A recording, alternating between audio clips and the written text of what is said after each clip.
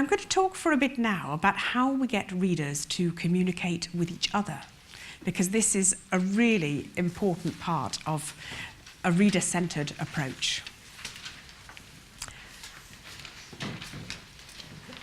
I think one of the reasons that reading sometimes doesn't have such high status is because it's invisible.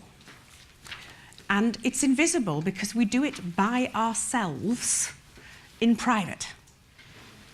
So if you think for a moment about other cultural experiences, if you go to a big music concert, maybe you like an orchestra, maybe you like jazz, maybe you like a rock concert, whatever your taste, you can go and share a performance of live music with a lot of other people. If you go to a theatre, if you go to a film, if you go to any sports activity, big event, you have that experience of being part of an audience. So, you know, your team does the best performance ever, or you see a show which just takes your breath away, and you have a feeling of all these people on their feet cheering, clapping, yes?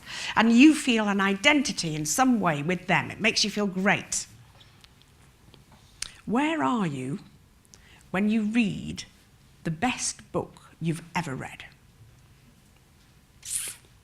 Probably in bed. Probably it's about 3 a.m, and your heart's going like this because, oh, I shouldn't have carried on reading it. I really, you know, I've got to get up in the morning for work, for the kids. I shouldn't have been doing this. You're by yourself. Maybe there's somebody else in bed with you, but they're probably... They've been asleep for ages. Do you wake them up? I've just read this fantastic book. Do you get on the phone to your best friend at 3 a.m? This book's so good, you have to read it. It's not socially acceptable, really, to do these things. So, although there are more people sharing a reading experience than there are any other arts, cultural, or social experience in the world, we are the biggest audience by far. We never seem big because we're always fragmented. We're always separated out into little pockets. We never all gather in the same place at the same time. If we did, we wouldn't fit, even in your big libraries. Though I would love to do a football stadium project one day with readers and just show, yes, there's lots of us. We're here. But I think it is one of the reasons why reading gets overlooked. But there are more people reading books than doing any of those other things that I talked about. And you'll hear about the death of reading all the time. And maybe people don't read the quantity that they read 20 years ago or 30 years ago because there's so many other things on offer. I don't think that's a bad thing. The fact that television, certainly in England, has improved, great. You know, we all watched Morecambe and Wise at Christmas in 1973 because it was the only thing. Nowadays, people can watch lots of other things, and half of us are watching Swedish television, as I'm sure you know. It's fantastic. We get Borgen, Danish. We get The Killing is Danish as well. We get who's your detective? Yeah, yes, we do get Wallander. We get both 2 Swedish versions and 1 English version. And it's a big change for UK television. We have won the battle on subtitles. You know, the assumption is the audience can read. Yes. So think about that and think about how we use that, okay? The best recommendation for a book ever is one person telling another. That's how it happens. In Waterstones, the big bookstore in England, they call this a whisper book. Because one person whispers to another, have you heard it? You know, and that is a book whose reputation is made by the readers. And there's some very famous examples. I suppose the most recent one would have to be 50 Shades of Grey, but before that we had Captain Corelli's Mandolin, as an example, the Louis de Bernières novel, which came out, did all right, but didn't do spectacularly, been out for 2 years when readers started recommending it to each other. and it went really big. The Spanish novelist Zafón, what's that one called? In English, it's The Shadow of the Wind. Same thing, that went across Europe. But it wasn't coming top down from the publisher. It was coming bottom up from the readers. This is why all publishers now chase reading groups, which didn't used to happen. So word of mouth is one person recommending to another. It's the best promotion there is. So use what people say, and let's find a way for them to communicate with each other. I'll tell you one more story. When I first worked in libraries in Sheffield, which is a northern city in England, we had a letter one day from, it was in the days of letters before emails, from a particular reader. And he said, I have just read the best book I've ever read in my life. It was actually a biography. And he said, I see from the date stamp that it has been read by 10 other people in Sheffield as well as me. Please could you arrange for me to meet the other 10 people who've read this book? Because he was just so excited. And of course we couldn't do it in data protection and all of those things. But there's something there that people want. And the library can be a facilitator for it in different ways. So I'm going to just run through some of the different ways that you can do it. I'm going to show you some pictures of different examples too. The simplest way, of course, and this happens in pretty well every library, but it's one of the things you have to manage differently if you go for self-service, which I saw yesterday, in that the way that library users, customers, readers, communicate with each other in most libraries is called the returns trolley. Yeah. If somebody else has read it, it must be good. We did some observations in which we saw that something like 80–90% of everybody that came in went to the returns trolley first. Yeah. We increased the issues in one library by moving the returns trolley about 2 meters. The position it was in was very close to the desk, and it felt like it was controlled by the staff. And only the staff favourites, and you know who they are, they could go and take the books. And when we moved it into an area which was a little bit more open and not just the staff favourites, whoosh, more books were taken from it. We do a lot of simple things that build on that. You can put a sign down the middle of the trolley, which says on one side, recommended, and on the other side, not recommended. And you ask the customer to put the book back on which side they think it should go. Instantly, it makes it more interesting. Sometimes you will find people going along, checking what's on which side. I've never tested, but I would like to think the not recommended probably go out just as much. They're certainly looked at. And some people, of course, will take a book from one side and put it back on the other because they disagree. In a bigger library, you can ask people as they bring one back, or several books back, was one of them really good? Can you put it over there? And you make a bay, good reads chosen by readers. And it's very quick and practical to do that physically, very simply.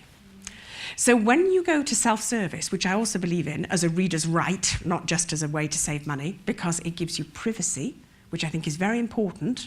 I don't always like the library staff, nice as they are, seeing every book that I take out.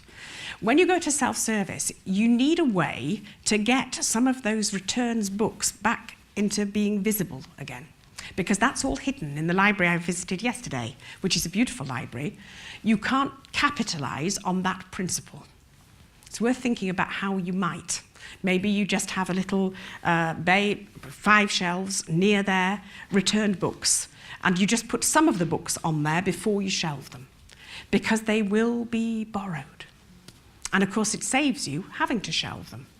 So we try to create what we would call an open returns area wherever we have a self-service. So I'm not quite sure with your lovely machinery how you do that, but I think it's important. It's something libraries have, which bookshops don't.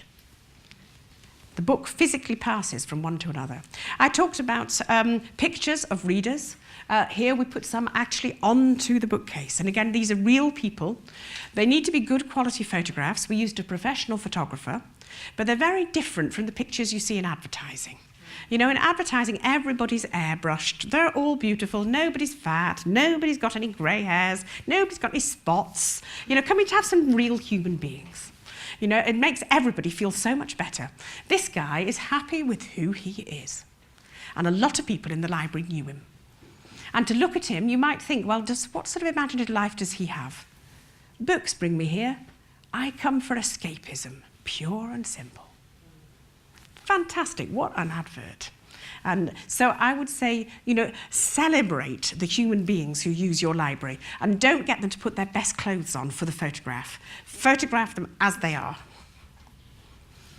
We listen very carefully to the speech and the rhythm that people speak in. So this little girl, she said to me, she's about, I think she's about 5. Okay, and if you know any 5-year-old little girls, she's looking very cheeky, but she said to me very seriously, my sister reads to me, we snuggle up together. I pay attention, and I don't mess about. And you can just hear the voice of the little girl. You know, she wants the affection, she wants the comfort, and she knows the price is, you behave. And she's telling me that because I need to know, you know. It makes it very rich and very human if you can listen for those real things. If she just says, I like this book, that's a bit boring. Okay. So that's showing them on a library in the north of England. We also, I'm going to talk a little bit more about this later this afternoon, but we have a fantastic little bit of plastic which helps libraries make the books look good on the shelves. And you can get them through Eurobib, and they're just brilliant. But one of the things we do with them, it turns all the books face forward, or wherever you want, moves about from shelf to shelf. But inside, when somebody takes the book off, we have a little graphic with a reader quote, and we're constantly collecting quotes for these. You can put your own in as well. So I like a book with a bit of bite. We do ones for children.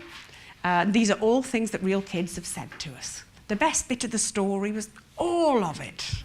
You know, you can hear the child's voice again. These are slightly older, younger teenagers. That book upset me so much. It was brilliant. You know, it's that contradictory emotion you're trying to catch. I like books full of random facts that nobody expects you to know. That was a boy of about 13. These are some of the ones we use with adults. I like biography. I'm just nosy about people's lives. And this is another one that I collected. This one, I remember the lady very well. And I was talking to her about what she was reading. She said, when you've been married 32 years, it gets a bit monotonous. I'd sooner read about it.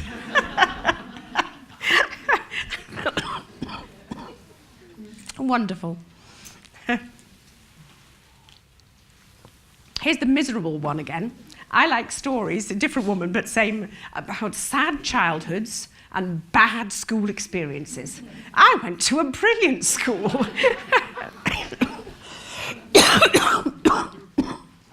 Excuse me. Okay, so use real people. Write down what they say in their own words.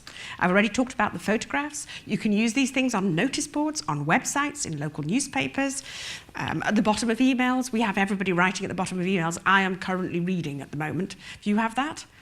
Oh, it's maybe a fad that's not got here. And I think people use it to prove something. Again, it becomes a kind of, you know, ha, look what posh book I'm reading today. And it just, you know, I don't like it particularly. I'd rather have something like this, really. But there you go. Oh, this is a lovely one. This is Durham in the north of England. And every year they did a calendar which they gave away free to promote the council. Lots of councils used to do these kinds of things. Probably with cups it's less so, but look where there's a possibility. They are traditionally in England old photographs, lovely photographs of old XXX. And that's what you get on the calendar as a celebration, okay? This year, they decided they would do readers. So each page has a different person from the locality, and they've chosen a book. And again, it was such a good advert for the library in terms of the range of people that they've got. Really nice. You can see the little baby has chosen any book I can suck. And that's getting a message across that you can bring a baby to the library before they can read. It's a very important message. Some people still think you can't. And you can see what the books mean to those people. So look for that possibility.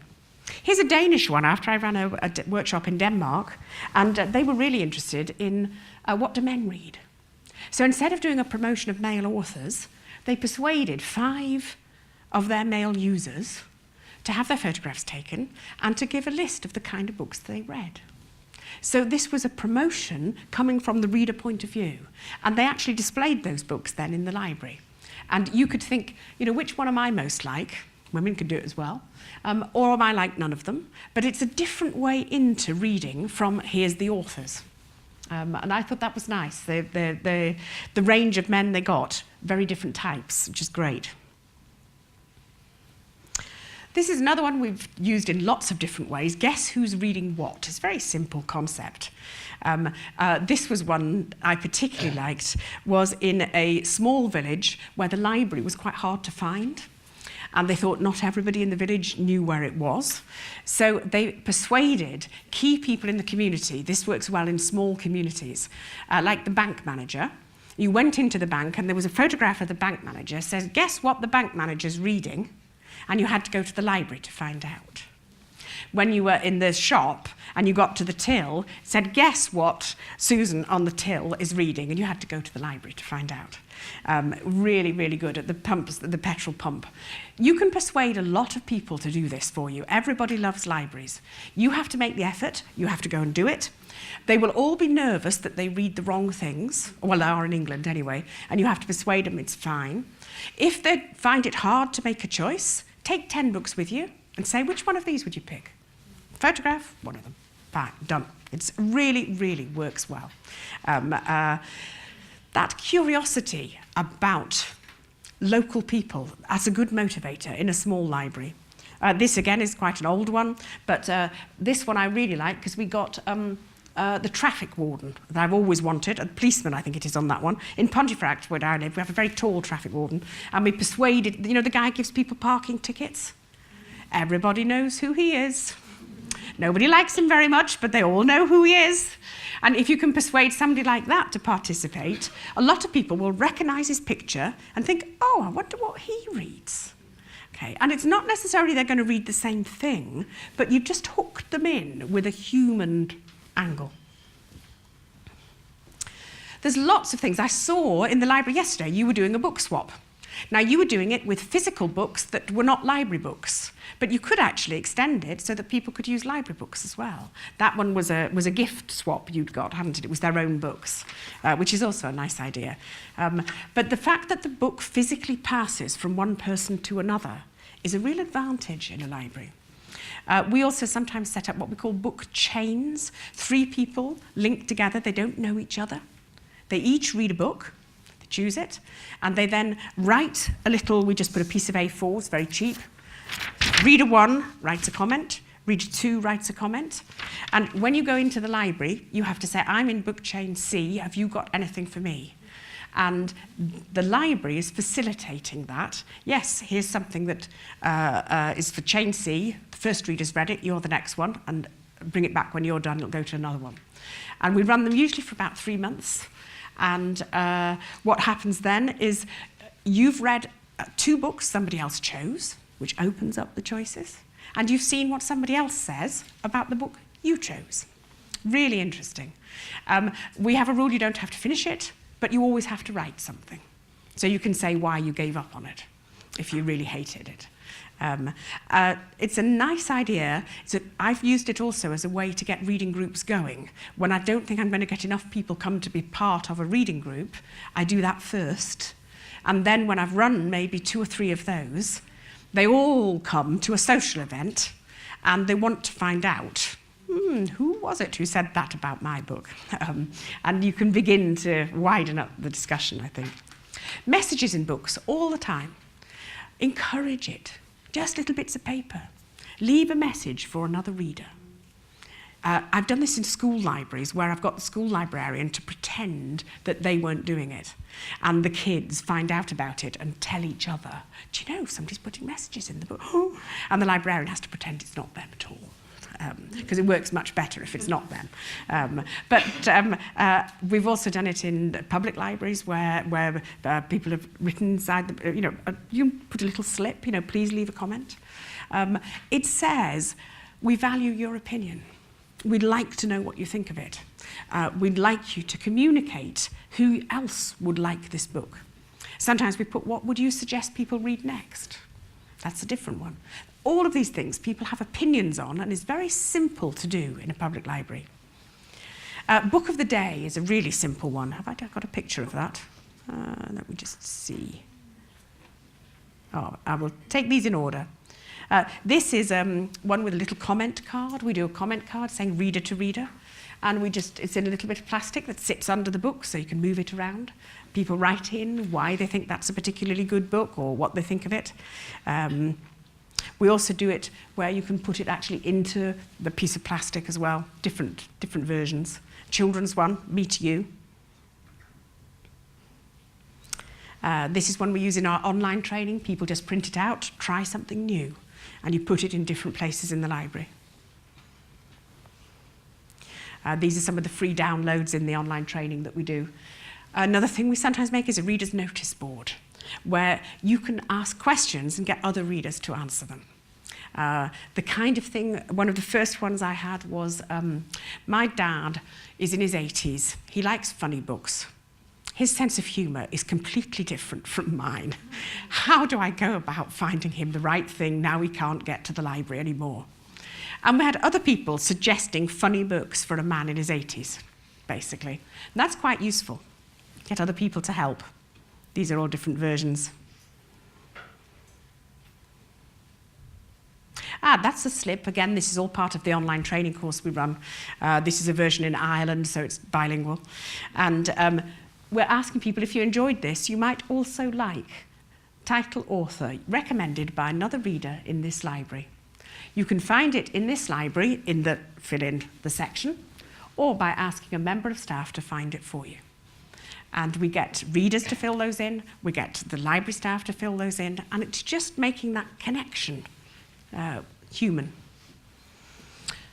I talked a little bit about reading groups. Reading groups, absolutely fabulous. It's, it's such a good tool. You can get them to pay back to the library so much. Because, well, for instance, in my local library, the reading group does the displays. They put up and they manage the reader's notice board. It's fantastic. You need the right feel. I liked this.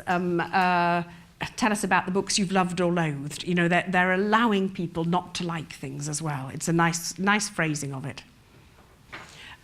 This is a completely different approach, a very kind of lyrical, share your love of reading. We have whole readers' days where we do get writers involved as well, but they also talk about their reading. That's been very successful in England, and I can tell people more about that if you want. So I think the important thing with a reading group is to keep it different from study. It's not like going to a class. Okay? It's not about learning more about the author's background, their prizes, the literary structure. You might get to that, but you're coming to it through your own experience. That's what people are there to discuss. They're there to discuss what they felt about the book, how they experienced it. And the difference from a class is a class will be more formal, where you're understanding the literary text, if you like. With a reading group, I think you start with yourself. And each person starts with themselves. And that works really well. Again, we've made that work across very different levels, with people with very different backgrounds, very different reading experiences. Now here you go, some of the ideas that I've already given you. These are very good questions to get going. A reading group, don't make them all read the same book first. You have to open it up and soften it up a little bit to begin with. Another nice question I use a lot, you can use this one with children too. What do you read when you're ill? any parent will tell you kids' reading age drops as soon as they're poorly. They want to read something that was very easy, that they read when they were smaller. And I think probably that's true of most adults too. We create lots of discussions instantly. Put up 10 books and just talk about which ones appeal to you and which ones don't. That's a fantastic discussion and goes on for ages. This is one we use a lot too. I first worked with a performance poet on this one, and we actually opened the library up on a Sunday, and she said, go and choose a book that you would like as a treat. Go and choose a book that would be a challenge for you, that you'd like your professor, if you were doing a course, to see you reading. And then choose one that you would never, ever read in a million years, even if somebody paid you.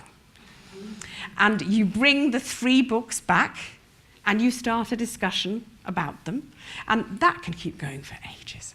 And what you'll find is one person's treat is another person's, I would never read that in a million years.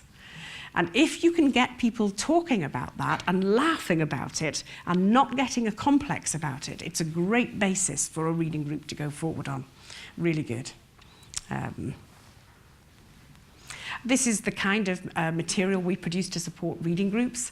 In England, we have little mats under the glasses. We call them coasters. And we produced a pack in a box. And you, instead of deciding who does which job, you did next time whatever it said on the coaster.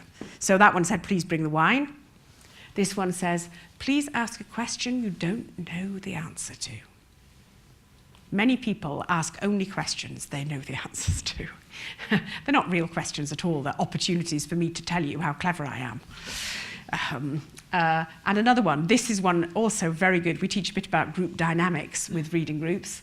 And this is a really good one to give to the person who is trying to be best in class. Please put your energy into helping others make their points rather than making your own. And it just changes the dynamic of the discussion. But it's a random thing who gets which little mat under the drink.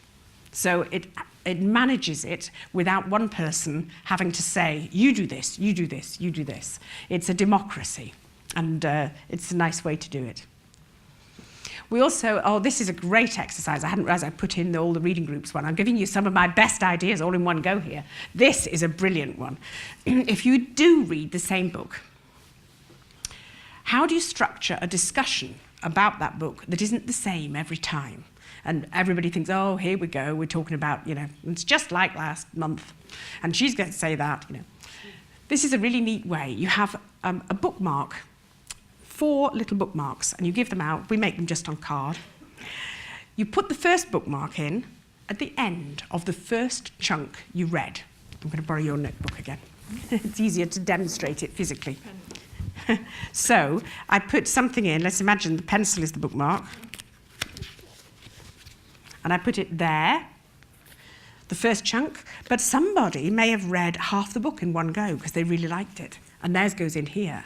Somebody else may put it in just at page 1 because they read the first paragraph and then stopped. They got interrupted. Okay? And then put the next one where you engage with the book, where you feel, yes, I know where I'm going with this, and I'm going to keep reading. And that will be a different point for different people. Okay? Then put the next one in where your involvement with the book went down a bit. Okay? I wasn't so sure about here. And then put the last one in on the last page you read, which may be the last page if you finish the book, but may not be the last page if you haven't finished it yet, or maybe you're never going to. And everybody arrives with 4 bookmarks in the book.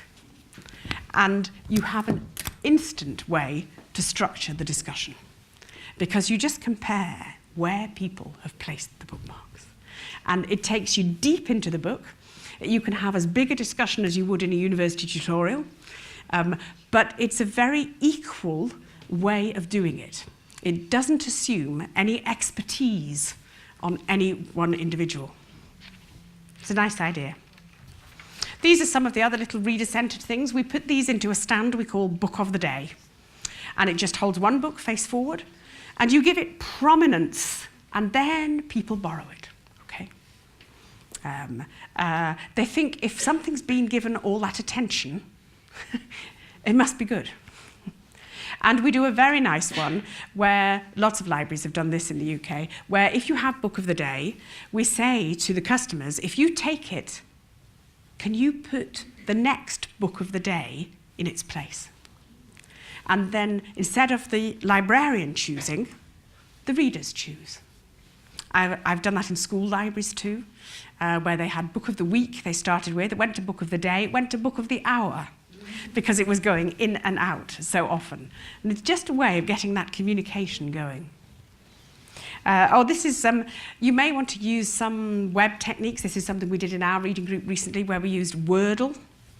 And basically, the more people said the same thing, the bigger the word is. And it's an automated thing, which then comes up with the result of your read. So we read the Patrick DeWitt, the Coen brothers.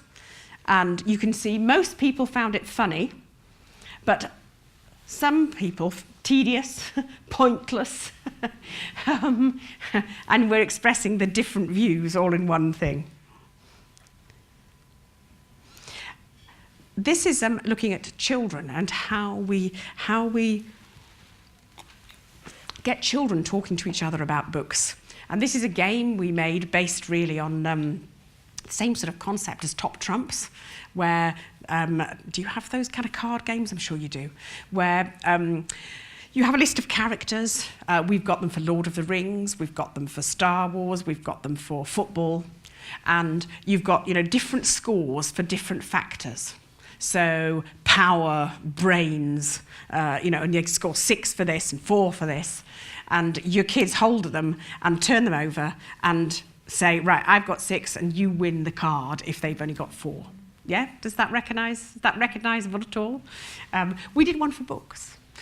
Use whatever's there in the culture the kids are doing. So we call it Beat That.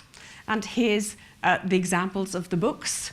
So this has scored 1 for funny, and that's scored 8 for funny.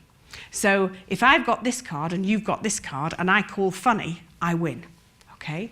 But this has 10 for magic, and that has 1 for magic. So if I called magic, I would win again. But here, if I call true, you would win.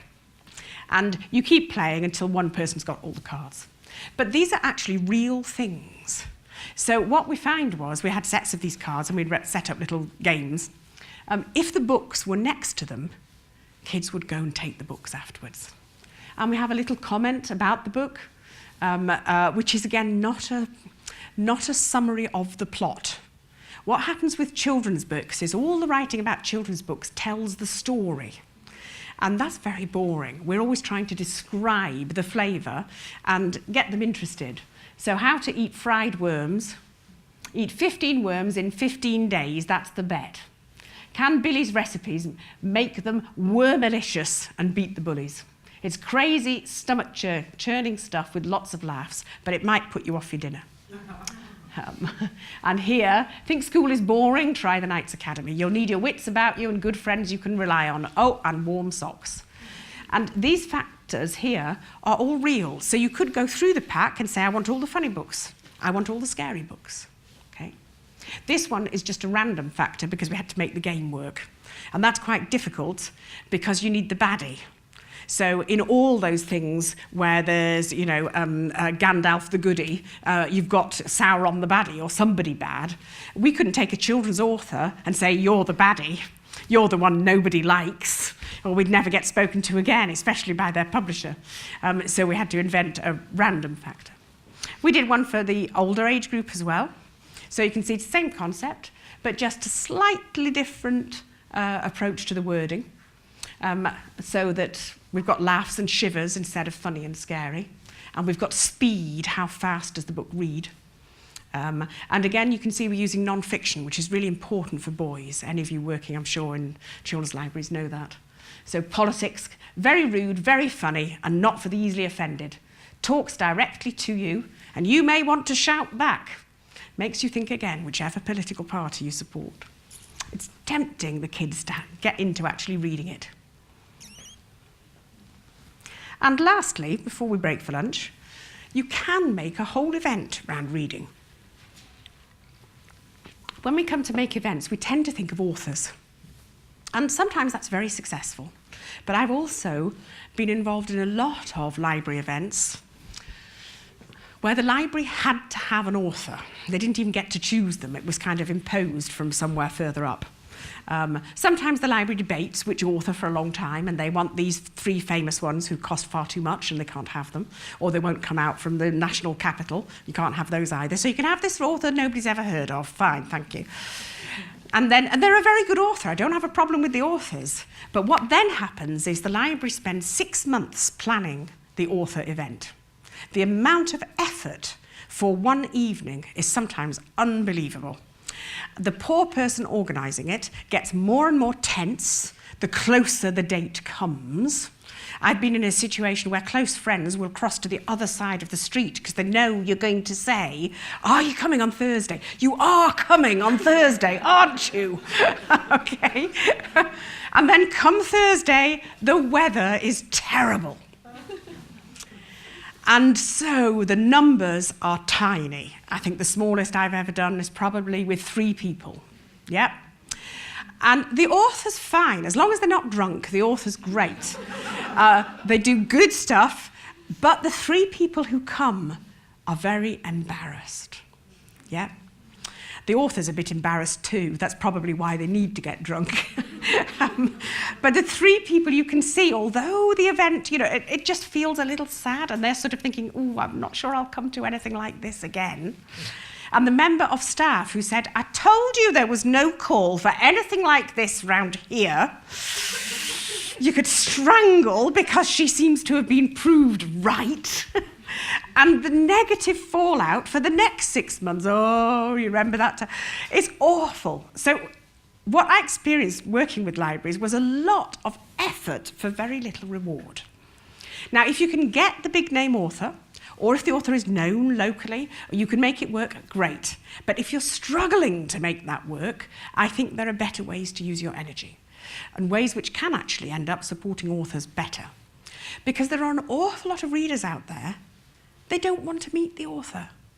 They have the relationship with the author, which they like already, thank you very much. That's why I read their books. I don't need to meet them. I actually don't always want to meet them. So how do we make a social event around that? Okay, social events from reading. We've done lots of different ones. Simple ones, ask people to bring a book. Bring a book that you would take on holiday. That's a good one to do in summer. You can make a display of them. Books for the winter. What would you read, on a long, cold, dark winter evening? That kind of thing really works well. But the one I want to particularly talk about is a wine and book tasting that we did in my local library. And this started the same way. I live in the north of England, and it's an ex-mining area. And typical Yorkshire folk would tend to say, "Ooh, that's a bit foreign for me." And they're nervous about reading something in translation. And back on one of the things that opening choices up for the English is often about getting them to listen to other languages. So again, we looked at what is it that people like about other countries. And one of the big things they love is wine. Yep. We're beginning to get some English wine, but there's not very much of it. And we've got to have a lot more global warming, really, before we'll have any good wine. So wine is a big thing. And wine has changed in England. Now, this may not have happened in Sweden because your wine is expensive. But in England, wine is sold in supermarkets, and you can get a bottle of wine for less than £2. And have been able to do that for years. So wine has become democratic. It used to be a snobbish thing, and it was the drink of the people with money and class. Now it's everybody's drink. And in England, you will see beer had to go designer beer, posh beer, to kind of make up the other way. So wine is accessible. It's not as snobbish as it used to be.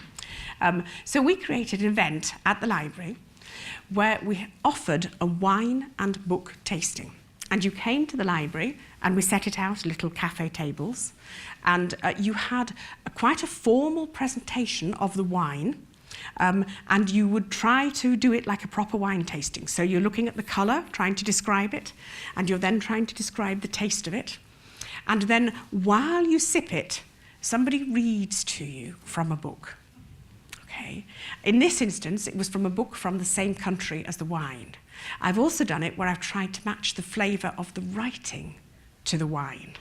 That's quite complicated, but it's really interesting because, you know, you have wines which have unexpected layers to them, and that's what wine tasting is all about, and you have just the same with books. It made a wonderful evening. We got the local supermarket, Tesco's, who are not known for this kind of thing, to donate some of the wine because they could then make an offer on it as well. And they sent a guy who could introduce it and tell people about the wines. And then all the readings were chosen and created by the library staff and the reading group. We didn't have any authors at all. It was a kind of self-managed thing. The head of Tesco's in the town joined the library as a consequence, which was fantastic. And this was the leaflet that we produced that went with the books afterwards. After the one event, we made a bigger thing with a display in the library. And again, the text is quite small, but I'd just read you a very small section of it because it's about how you use language to convey things differently. So we called it Perfect Partners. And it says, welcome to a wine and book tasting produced by Pontefract Library Readers Group. What could be better than unwinding with a good book and a glass of wine? Why not match the length and finish of a good Rioja with the sophistication of a Spanish detective? Or enjoy the delights of a best-selling Italian novel with a lightly aromatic, smooth Italian white. We've catered for a variety of palates. Everyone knows their particular favourite, something tried and tested that won't let you down. Could you be tempted by something different? Visit another area of the shelves. Pause and examine another label. You may discover the one you've always been looking for. If the experiment doesn't work out for you and one sip was more than enough, don't worry, there's no pressure to finish. Put it back, choose again. So the same thing about wines being a particular taste that you like, the same with books. And all we're trying to do is to open up to try the taste. So I think libraries are in a very good position to do more with your users. And if you have local media, newspapers, radio, they're always looking for stories. But the standard library story isn't interesting enough. They need to make it about people. They don't want it about you or the library service or what you're spending. They want it about humans. So I think you can actually make a lot more stories for the press. The other thing about journalists is they're always busy and they always want a filler. So it doesn't suit them to come to your library event, you know, on the particular day that you have it. And if you ever get a photographer, they'll mess it up. If you ever get the television, which is wonderful, they will mess it up completely because they take 2 hours to get 2 minutes. As any of you who've been involved in that will know. But you can actually have a little bank of stories, a picture and why people use the library. And sometimes we found a situation where each week the paper will run a photograph of a reader with something they've chosen. I was just in Canada working, and I'd suggested this 4 years ago, and I went back, and she brought me the cuttings. Week by week, they had somebody in choosing a book, and it had just become a regular feature. It's a lovely thing to do. So you need to get a bank of stories ready, okay? And be ready with that, with the permissions. Works really well for publicity. Okay, I'm going to stop there because it's just about 12 o'clock.